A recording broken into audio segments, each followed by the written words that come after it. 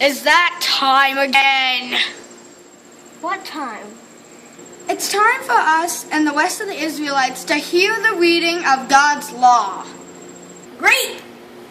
Yeah, I look forward to this every year. Really? You guys are such optimists. No, really. It helps me find my focus, my center. Well, all I'm saying is I think it's kind of boring. What? No way. The story of how God gave us the law is amazing. Story? What story? Moses went up the mountaintop, talked to God, and came down with the law. The end. The story's so much more than that. Don't you remember? I just told you what I remember.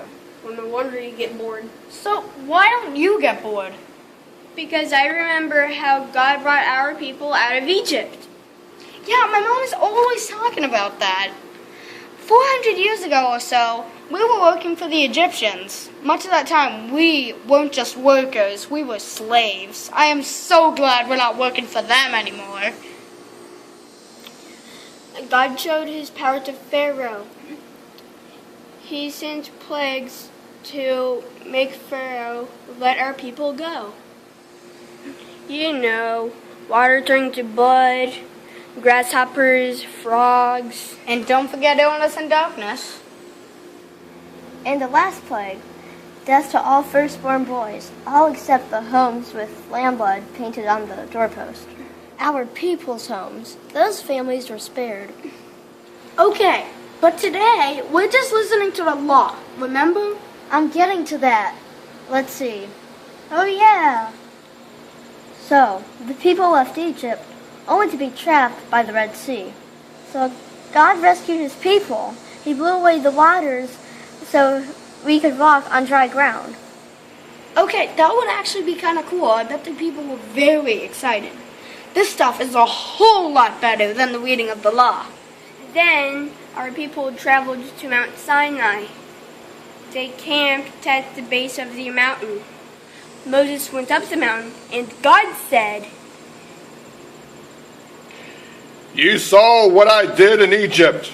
I brought you here. If you obey me and keep my covenant, you will be my treasured possession, a holy nation." Then God spoke and gave the people the 10 Commandments. And that's what we'll be hearing today, right? yes.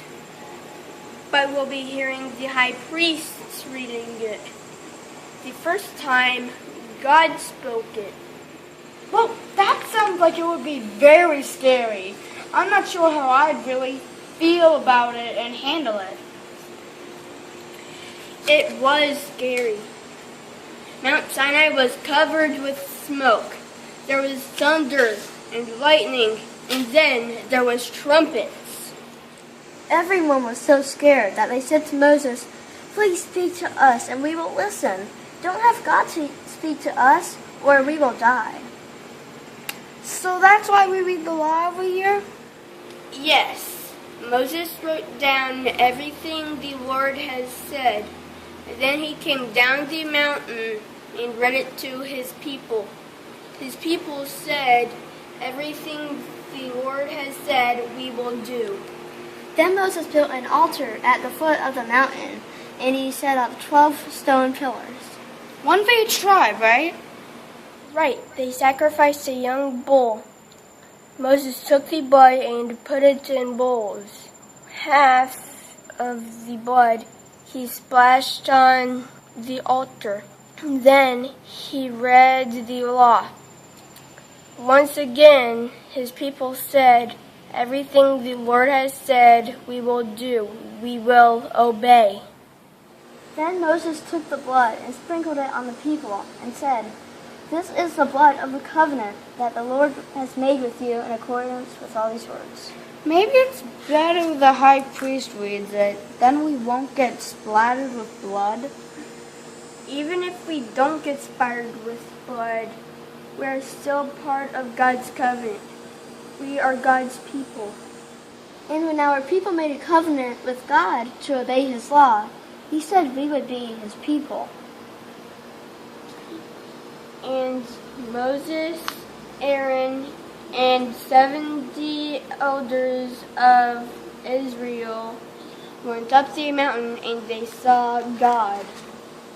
They said that under God's feet was a smooth pavement as bright blue as the sky. Can you imagine? And they ate and drank right there with God. Wow, eating in the presence of God? That would really make a memory. And so should the reading of the law. Good point. I guess I'll listen a little more closely this time.